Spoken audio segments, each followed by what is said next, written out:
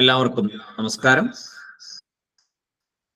രാമായണ മാസ ആചരണത്തോടനുബന്ധിച്ച് കോട്ടയം തിരുനക്കര തൃക്കൈക്കാട്ട് ശ്രീരാമഹനുമാൻ ദേവസ്ഥാനത്തിൽ പ്രവർത്തിക്കുന്ന പ്രസരം സംസ്കൃത സമാജത്തിലെ വിദ്യാർത്ഥികൾ അവതരിപ്പിക്കുന്ന രാമായണ പ്രഭാഷണ പരമ്പരയിൽ ഇന്ന് പ്രഭാഷണം അവതരിപ്പിക്കുന്നത് ശ്രീമതി ഭാഗീരഥി KS. പ്രഭാഷണ വിഷയം സമ്പാദ്യവാക്യം. ഏറ്റവും ആദരവോടും ബഹുമാനത്തോടും കൂടി ഭാഗീരഥി അവരെ പ്രഭാഷണത്തിനായിട്ട് ക്ഷണിക്കുന്നു. ഹരി ഓം. ഹരി ശ്രീ ഗണപതയേ നമഃ. അവിഘ്നമസ്തു. ശ്രീ ഗുരുഭ്യോ നമഃ. ഗുരുർബ്രഹ്മ ഗുരുർവിഷ്ണുർ ഗുരുർദേവോ മഹേശ്വരഃ. ഗുരു സാക്ഷാത് പരം ബ്രഹ്മ തസ്മൈ ശ്രീ ഗുരവേ നമഃ. കൂജന്തം രാമ രാമേതി മധുരം മധുരാക്ഷരം ആരുഹ്യ കവിതാശാഖാം വന്ദേ വാൽമീകി കോകിലം. യത്ര യത്ര രഘുനാഥ കീർത്തനം തത്ര തത്ര കൃതമസ്തകാഞ്ജലിം ബാഷ്പവാരി പരിപൂർണലോചനം മാരുതിം നമത രാക്ഷസാന്തകം.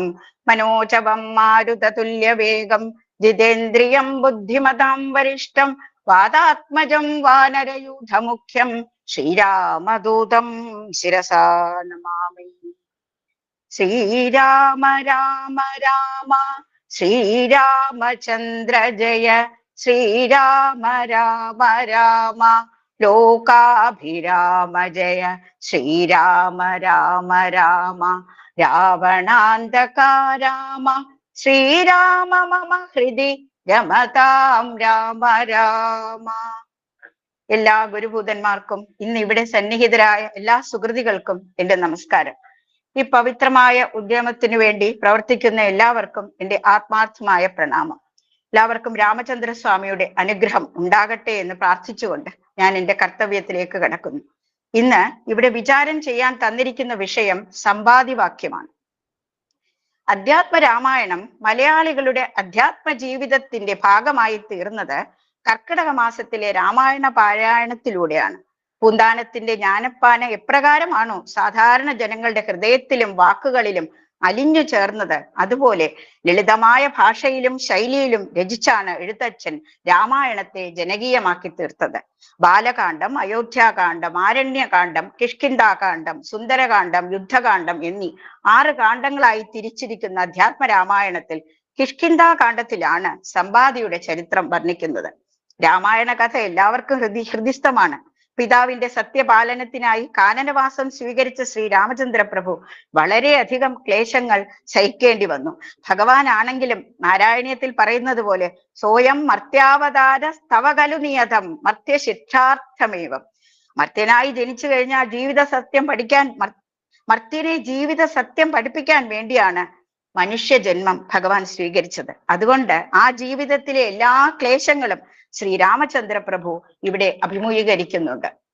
രാവണന്റെ ചതിപ്രയോഗത്തിൽ സീതയെ നഷ്ടപ്പെട്ട ഭഗവാൻ പല തവണയും പ്രാകൃത മനുഷ്യരെ പോലെ വിലപിക്കുന്നുണ്ട്. സീതാന്വേഷണത്തിനിടയിൽ ഋഷ്യമൂകാചലത്തിൽ സുഗ്രീവനുമായി സഖ്യം ചെയ്യുന്നതും ബാലിയെ നിഗ്രഹിച്ച് സുഗ്രീവനെ രാജ്യം നേടിക്കൊടുക്കുകയും ചെയ്യുന്നു. സുഗ്രീവാജ്ഞ പ്രകാരം വാനരന്മാർ 4 ദിക്കുകളിലേക്ക് പോകുന്നു. സുഗ്രീവാജ്ഞ 4 ദിക്കുകളിലേക്ക് സീതാന്വേഷണത്തിനായി പോകുന്നു. ദക്ഷിണ ദിക്കിലേക്ക് ജാംബവാന്റെ നേതൃത്വത്തിൽ ഹനുമാൻ, അംഗദൻ എന്നീ പ്രമുഖന്മാർ അടങ്ങിയ സംഘം യാത്രയാകുന്നു. വളരെ നാളത്തെ നീണ്ട യാത്രയ്ക്കൊടുവിൽ സമുദ്ര തീരത്തിൽ അവർ എത്തുന്നു. 100 യോജന വിസ്തീർണത്തിൽ പരന്നു കിടക്കുന്ന സമുദ്രത്തെ എങ്ങനെ ലംഘിക്കും എന്നുള്ള വിചാരം അവരെ എല്ലാം നിരാശരാക്കുന്നു. നിർദ്ദേശിച്ച സമയത്തിനകം സീതാവൃത്താന്തവുമായി വരണം എന്ന സുഗ്രീവാജ്ഞയും അത് ലംഘിക്കുന്നവർക്ക് വധശിക്ഷയാണെന്നതും അവർ ഓർമ്മിച്ചു. യാത്രയുടെ ക്ഷീണവും വ്യർത്ഥമായ സീതാ അന്വേഷണവും മൂലം അവരെല്ലാം വിഷണ്ണരായി. ഒരു വിവരവും ലഭിക്കാതെ സമയവും കഴിഞ്ഞ് സുഗ്രീവ സമക്ഷം എത്തിയാലുള്ള ഭവിഷ്യത്തുകൾ ആലോചിച്ച് എല്ലാവരും ഭയചകിതരായി. ഇതെല്ലാം അന്യോന്യം പറഞ്ഞു വിലപിച്ച് അവർ സമുദ്ര തീരത്ത് കിടന്നു. വേറൊരു ഉപായവും കാണാതെ സുഗ്രീവാജ്ഞ ഭയന്ന് അവരെല്ലാം ഉപവാസം ദീക്ഷിച്ച് ദേഹം ഉപേക്ഷിക്കാൻ തീരുമാനിച്ചു. അതിനുവേണ്ടി എല്ലാവരും ദർഭ വിരിച്ച് സമുദ്രതീരത്തിൽ കിടന്നു. ഈ അവസരത്തിലാണ് സമ്പാദി മലമുകളിൽ നിന്ന് കവികളെ കാണുന്നത്. സ്വാഭാവികമായി ഇവരുടെ ദുഃഖം തന്റെ ഭാഗ്യമായി കരുതുന്നു. പക്ഷങ്ങൾ നഷ്ടപ്പെട്ട് വൃദ്ധനായി വളരെ കാലമായി ഗുഹയിൽ വസിക്കുന്ന തനിക്ക് ഈശ്വര അനുഗ്രഹത്താൽ ഭക്ഷണമായി കിട്ടിയതാണ് ഇവരെന്നും ഓരോരുത്തരായി മരിക്കുന്നതനുസരിച്ച് ഇവരെ ഭക്ഷണമാക്കാമെന്നും പറഞ്ഞ് ഈശ്വരനോട് നന്ദി പറയുന്നു. ഇത് കേട്ട വാനരന്മാർ തങ്ങളുടെ വിധിയോർത്ത് വിലപിക്കുന്നു. രാമകാര്യത്തിനായി പുറപ്പെട്ട് അത് സാധിക്കാതെ ഒരു പക്ഷിയുടെ ആഹാരമായി ജീവിതം അവസാനിപ്പിക്കേണ്ടി വരുന്ന ദുർവിധിയോർത്ത് അവരെല്ലാം ദുഃഖിച്ചു. നമ്മളെക്കാൾ എത്ര ഭാഗ്യവാനാണ് ജടായു. അവസാന നിമിഷം വരെ രാമചന്ദ്ര പ്രഭുവിന് വേണ്ടി യുദ്ധം ചെയ്ത് വീരമൃത്യു വരിച്ച ജടായുവിന് ഭഗവത് അനുഗ്രഹവും മുക്തിയും ലഭിച്ചു. നമ്മളോ ഈ ഗൃത്തത്തിന്റെ ജഡരത്തിൽ നികൃഷ്ടമായ അന്ത്യത്തെ പ്രാപിക്കുമല്ലോ എന്ന് എല്ലാവരും വിലപിച്ചു. ജടായു എന്ന പദം കേട്ടയുടൻ സമ്പാദി ഗുഹയിൽ നിന്ന് സാവധാനം പുറത്തേക്ക് വന്നു. ആരാണ് ജടായുവിന്റെ പേര് പറഞ്ഞത് എന്ന് ചോദിച്ചു. ഇത് കേട്ട വാനരന്മാർ രാമവൃത്താന്തമെല്ലാം സമ്പാദിയോട് പറഞ്ഞു. സീതയെ രാവണൻ അപഹരിച്ചതും ആ ഉദ്യമത്തിൽ നിന്നും ജടായു രാവണനെ തടയാൻ ശ്രമിച്ചതും രാവണൻ തന്റെ ചന്ദ്രഹാസം കൊണ്ട് ജടായുവിന്റെ പക്ഷങ്ങൾ മുറിച്ചെന്നും അവർ പറഞ്ഞു.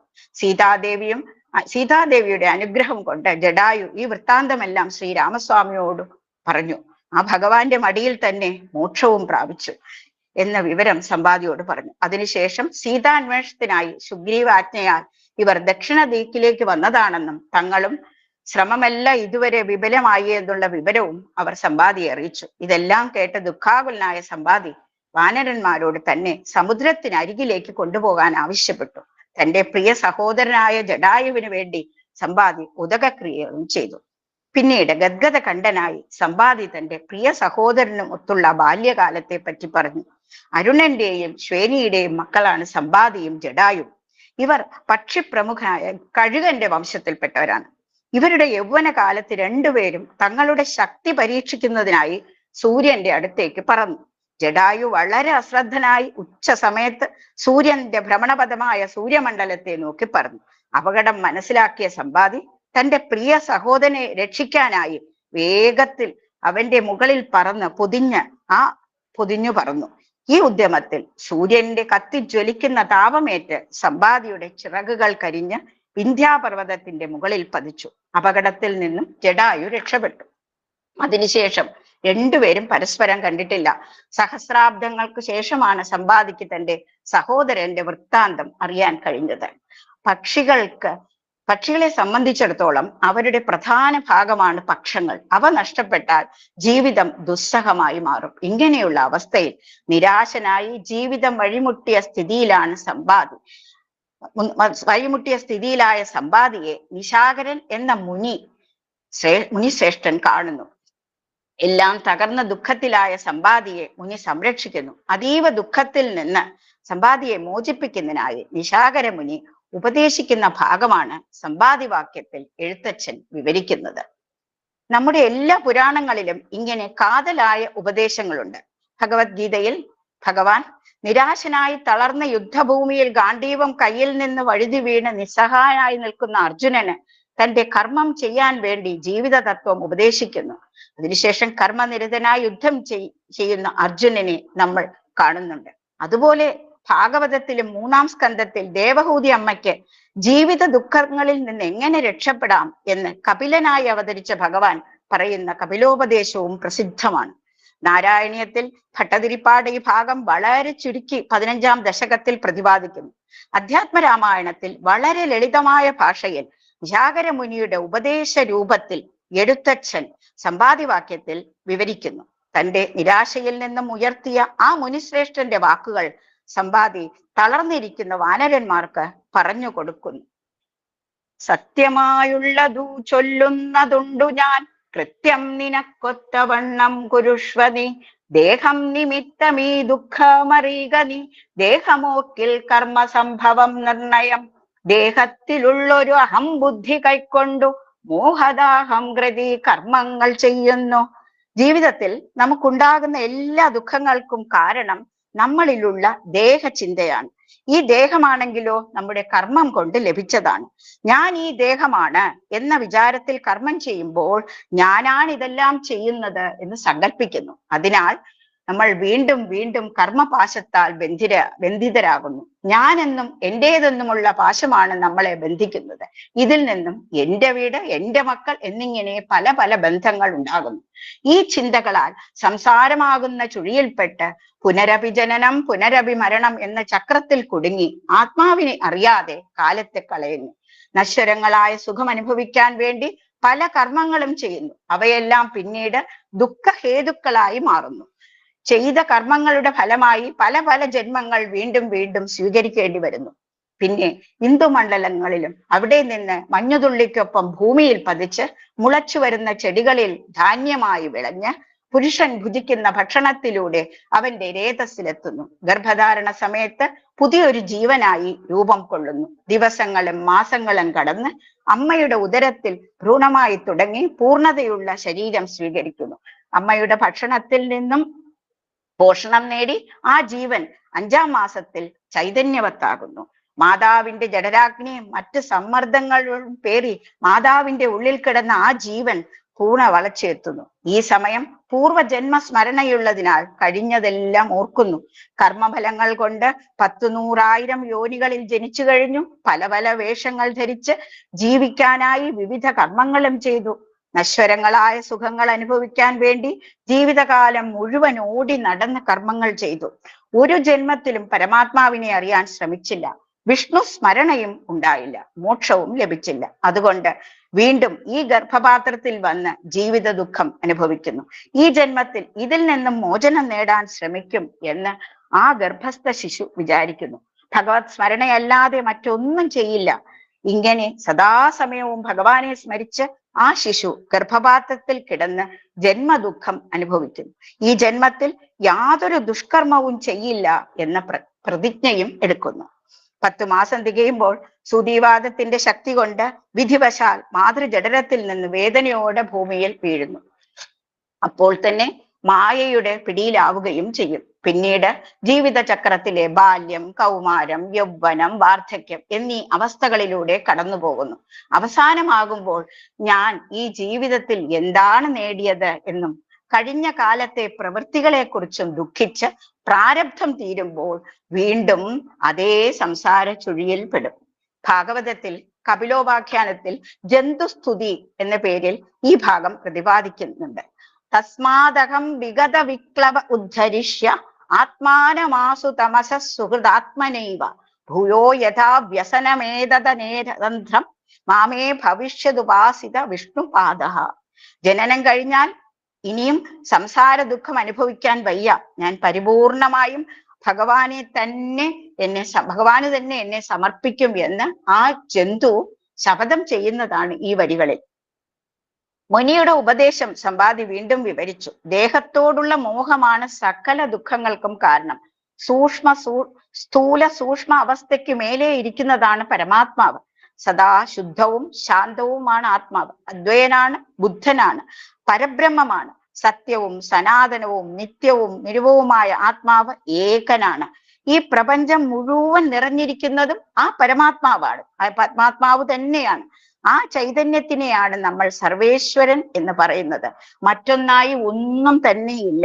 ഒന്നായ നിന്നെ ഇഹ രണ്ടെന്നു കണ്ടളവിൽ ഉണ്ടായ ഒരിണ്ടൽ, അതാണ് നമ്മയെല്ലാം ഈ സംസാരത്തിൽ ചുറ്റിക്കുന്നത്. ദേഹമോഹങ്ങൾ വിചാരിച്ച് ജീവിതം ദുസ്സഹമായി മാറ്റാതെ പരമാത്മാവിനെ അറിഞ്ഞ് ചിത്തത്തിൽ സദാ ആ സച്ചിദാനന്ദം അനുഭവിച്ച് എല്ലാരിലും നിറഞ്ഞു നിൽക്കുന്നത് ഒരേ ചൈതന്യമാണ് എന്നറിഞ്ഞ് വാഴുന്ന മർത്യൻ സംസാര ബന്ധങ്ങളിൽ നിന്ന് മോചിതനാകും. ഭട്ടതിരിപ്പാട് നാരായണത്തിൽ ആദ്യത്തെ ശ്ലോകത്തിൽ തന്നെ ഇത് പറയുന്നു.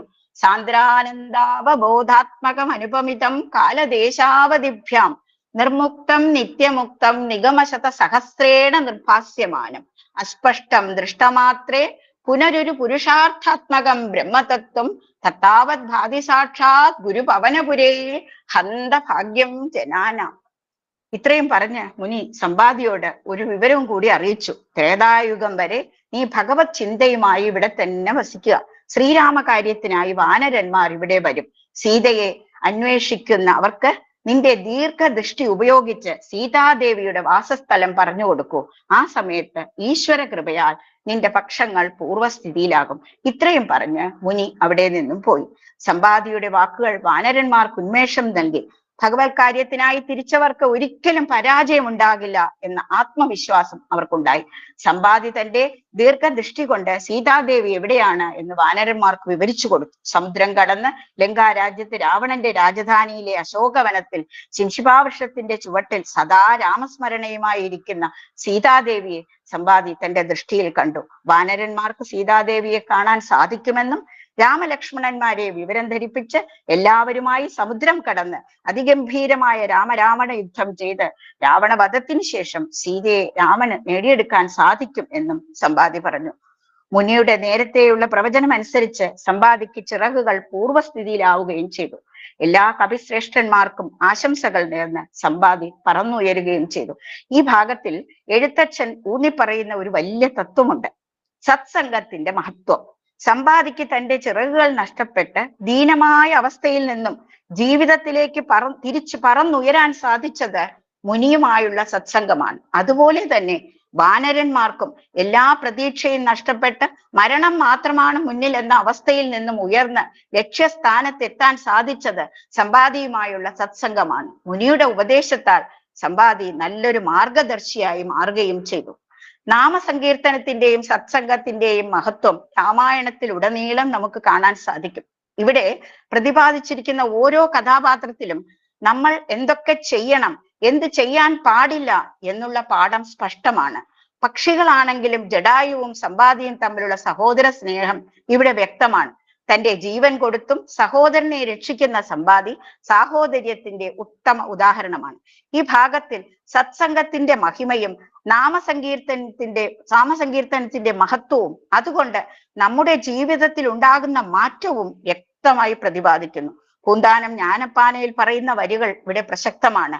കാലമിന്നു കലിയുഗമായതും ഭാരതഖണ്ഡത്തിന്റെ വലിപ്പവും അതിൽ വന്നു പിറന്നതും എത്ര നാൾ പഴുതേ തന്നെ പോയ പ്രകാരവും ആയുസ്സിന്റെ പ്രമാണമില്ലാത്തതും ആരോഗ്യത്തോടിരിക്കുന്ന അവസ്ഥയും ഇന്നും നാമസങ്കീർത്തനം കൊണ്ടുടൻ വന്നുകൂടും പുരുഷാർത്ഥമെന്നതും.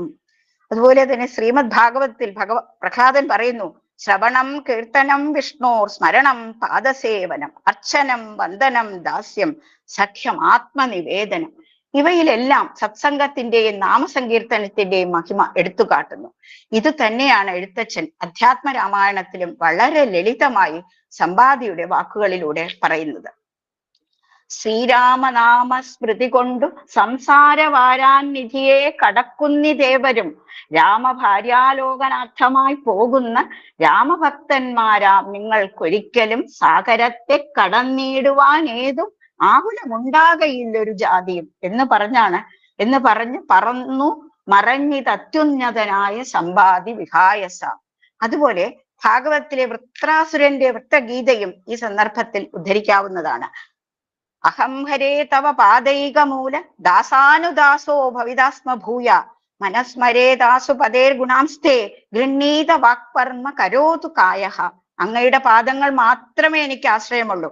അങ്ങയുടെ ദാസന്റെ ദാസനാകണം. ഏതെങ്കിലും കർമ്മം ചെയ്താൽ അത് ഭഗവത് സേവയാകണം. എന്റെ മനസ്സിൽ നിന്നെ സ്മരിക്കണം. എന്റെ നാവിൽ വരുന്നത് നിന്റെ നാമമാകണം.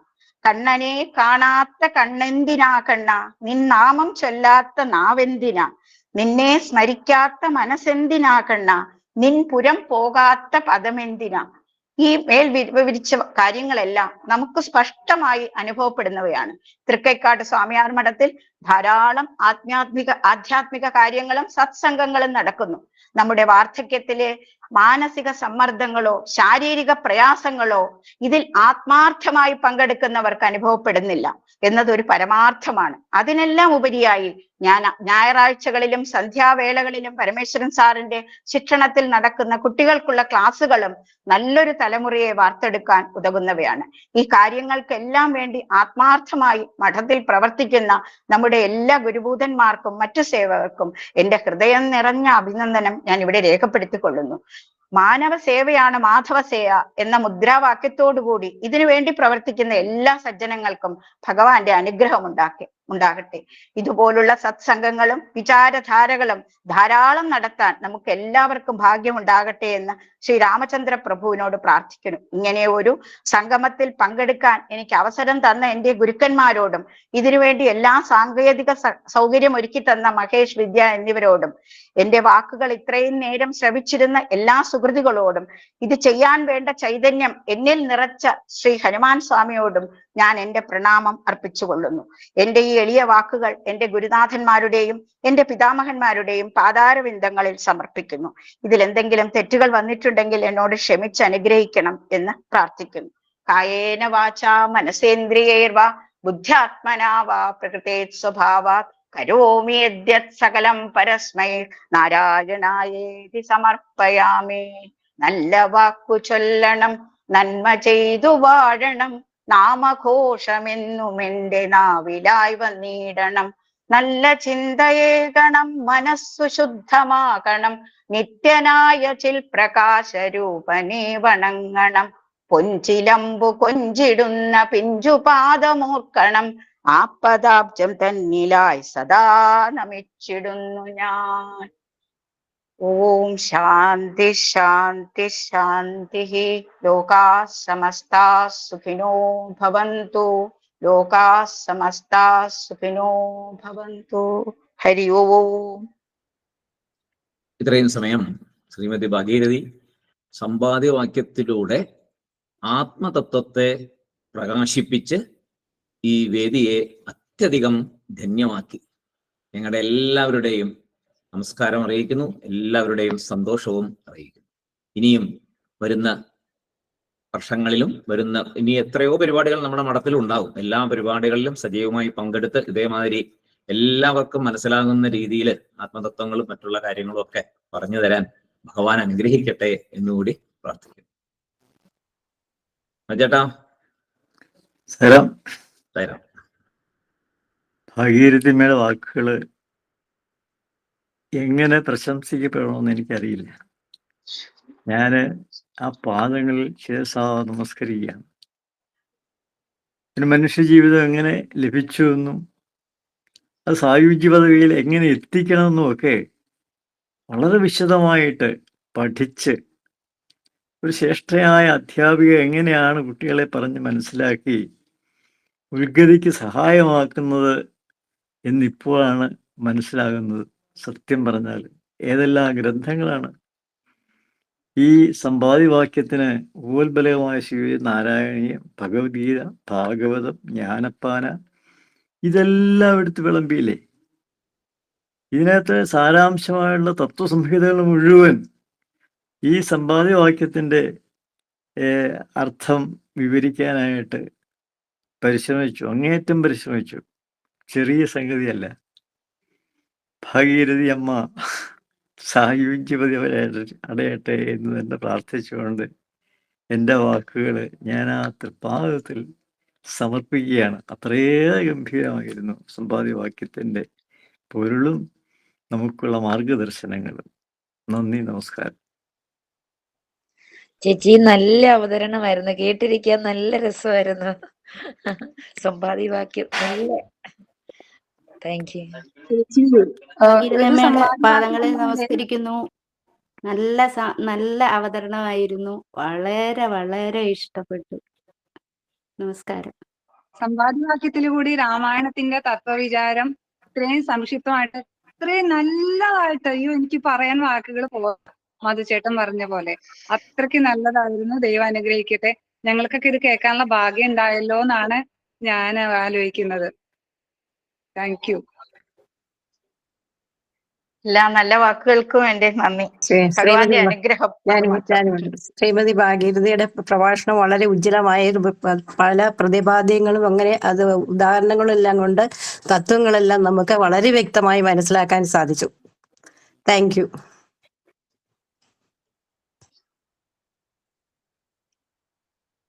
നമ്മുടെ നാളത്തെ പരിപാടികൾ, നാളെ കുട്ടികളുടെ പ്രോഗ്രാമിൽ മൈഥിലിയാണ് രാമായണ കഥ തുടർന്ന് പറയുന്നത്. ഋഷികേശ്, തീർത്ഥ, സുജിത് എന്നിവർ ഏകശ്ലോകി രാമായണം അതിൻ്റെ സാരവും പറയും. പ്രസരം സംസ്കൃതമായത്തിലെ വിദ്യാർത്ഥികളുടെ പരിപാടിയിൽ ശ്രീ ഗിരീഷ് വർമ്മ ആർ അദ്ദേഹമാണ് പ്രഭാഷണം നടത്തുന്നത്. വിഷയം സമുദ്ര ലംഘന ചിന്ത. എല്ലാവരും നേരത്തെ തന്നെ ഓൺലൈനിൽ വന്ന് എല്ലാവരെയും പ്രോത്സാഹിപ്പിക്കണമെന്ന് വിനീതമായി അപേക്ഷിക്കുന്നു. എല്ലാം നമസ്കാരം. കഴിച്ചത് കഴിച്ചു.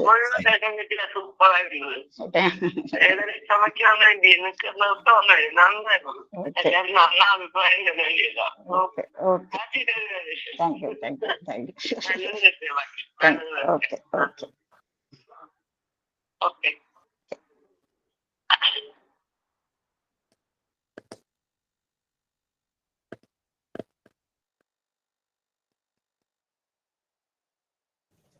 സന്ധ്യ കട്ടി